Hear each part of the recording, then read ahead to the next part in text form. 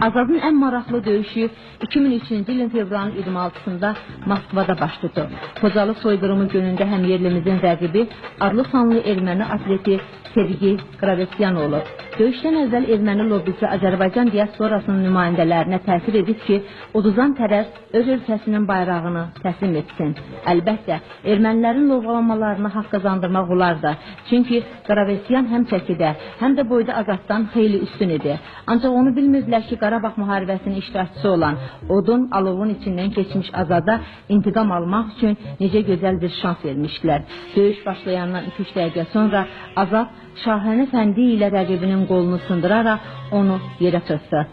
Erməni ilə olan döyüşdəki qələbəyə görə bütün uğurlarının hamısını qurban verməyə hazır olan Azad Məmmədov imic yarışında qalib gəldi. Sonradan ermənilər nə qədər dil töysələr də Azad qənimət götürdüyü bayrağı geri qaytarmadı.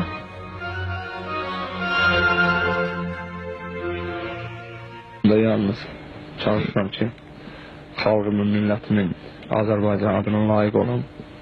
Ancaq bu dəfə erməni döyüş sinəmdən çıxanda ümumiyyətlə bütün rəqibin atributları da yadımdan çıxdı, vesi də yadımdan çıxdı, çəkisi də yadımdan çıxdı, adı da yadımdan çıxdı.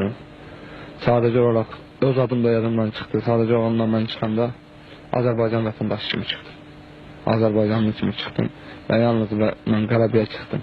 Mən ən böyük arzum Xankəndilə bayraq taşımaqdır, köhnələn döyüşü kimi.